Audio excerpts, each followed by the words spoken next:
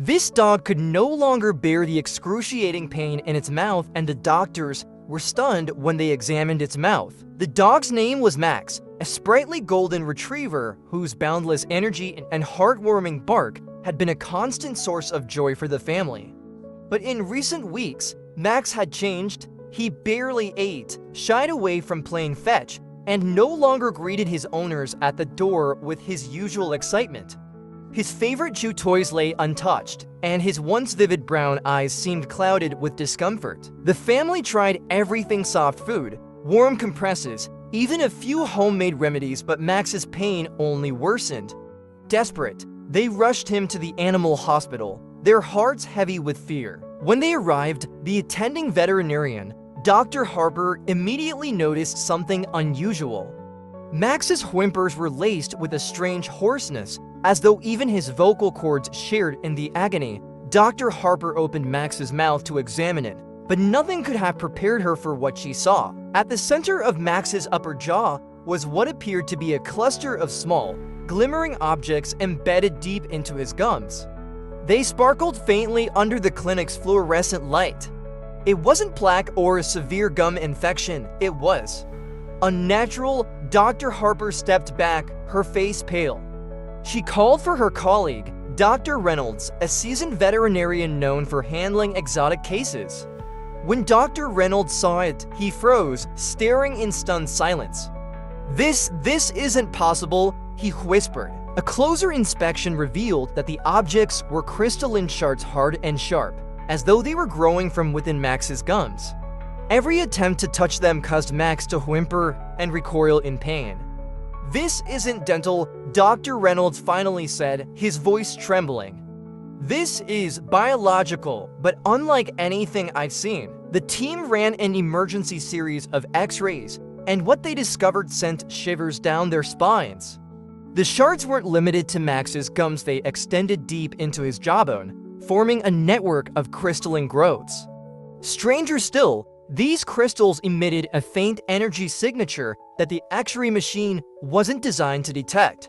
In the corner of the room, an intern murmured, "It's almost like he's growing gemstones." The family, now gathered nervously outside the examination room, was brought in to hear the diagnosis. Dr. Harper hesitated, choosing her words carefully.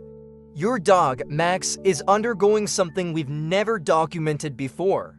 We believe he's producing crystal-like structures in his mouth. It's causing him immense pain, and we need to act quickly." But the mystery didn't end there. A sample of the crystals was sent to a nearby lab for immediate analysis. When the results came back, the findings were even more shocking.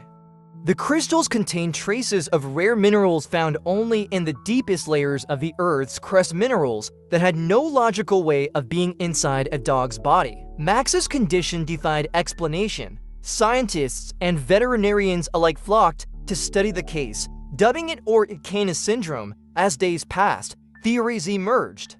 Some speculated that Max had somehow ingested or been exposed to an unknown geological substance.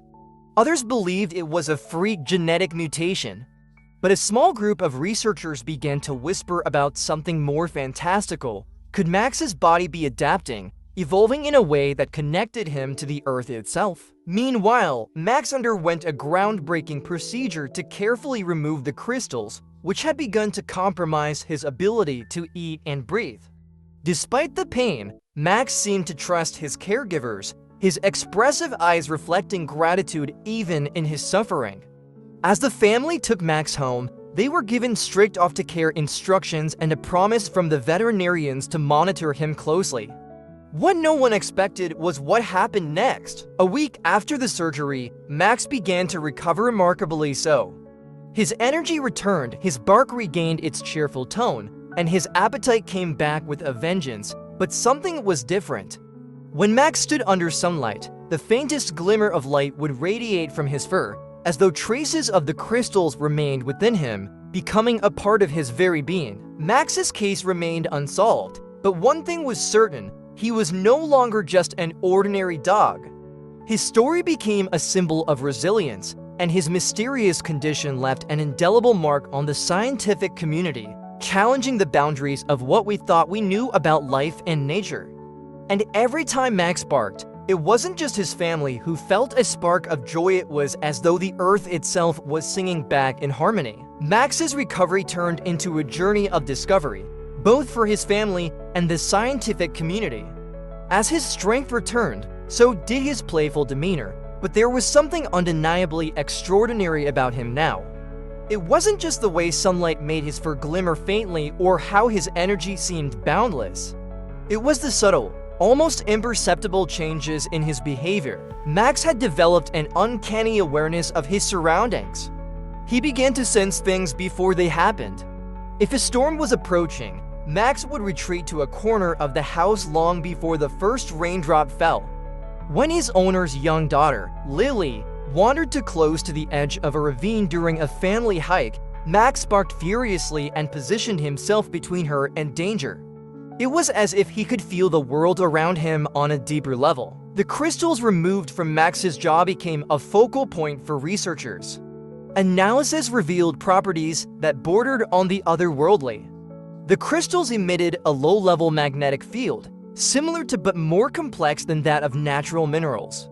When exposed to different frequencies of light, they displayed patterns that resembled intricate fractals, almost as though they were alive. One of the leading researchers, Dr. Evelyn Hart, proposed a radical theory. What if Max's condition wasn't a disease or a mutation, but a form of symbiosis? It's possible, she suggested at a conference, that Max's body has integrated an unknown element into his biology, creating a unique bond with his environment. This could be an evolutionary response to factors we don't yet understand. Her ideas sparked both intrigue and skepticism, but they also inspired a wave of new studies into biomineralization, the process by which living organisms produce minerals. Could Max represent a new frontier in this phenomenon, something no one had thought possible? As word of Max's story spread, he became a global sensation. Media outlets ran headlines like ****, the crystal dog, nature's mystery unveiled ****, and ****, Earth spark, the canine that defies science. ****, people flocked to meet Max, drawn by his story and his seemingly magical aura. Max, ever the friendly and loyal companion, took it all in stride, wagging his tail and soaking up the affection. But not all attention was welcome. Companies specializing in mining and rare earth materials became interested in Max, seeing dollar signs in the crystals.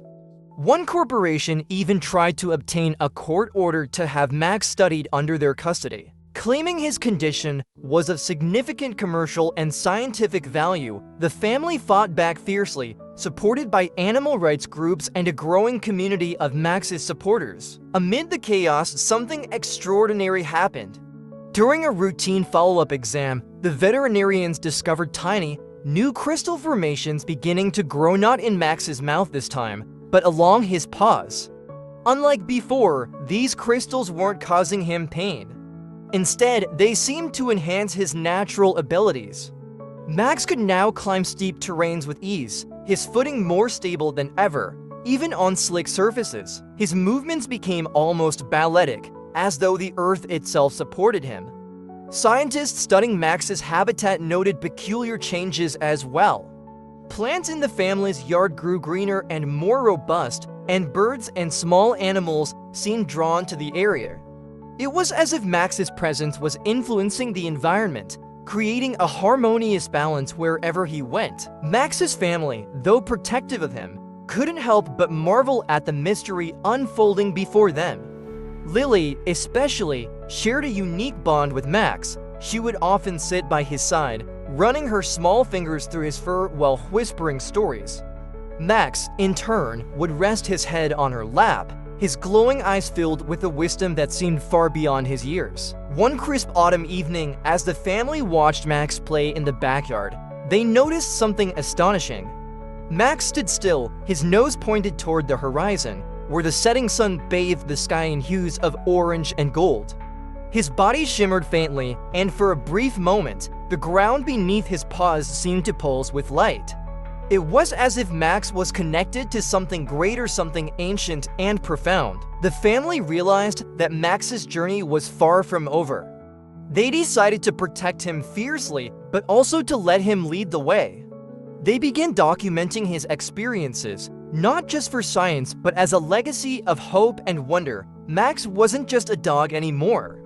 He was a bridge, a living testament to the mysteries of nature and the possibilities that lay beyond human understanding. And as Max stood under the starlit sky, his family by his side, it felt like the universe itself was watching, waiting for the next chapter in the story of the dog who carried the Earth's secrets in his soul.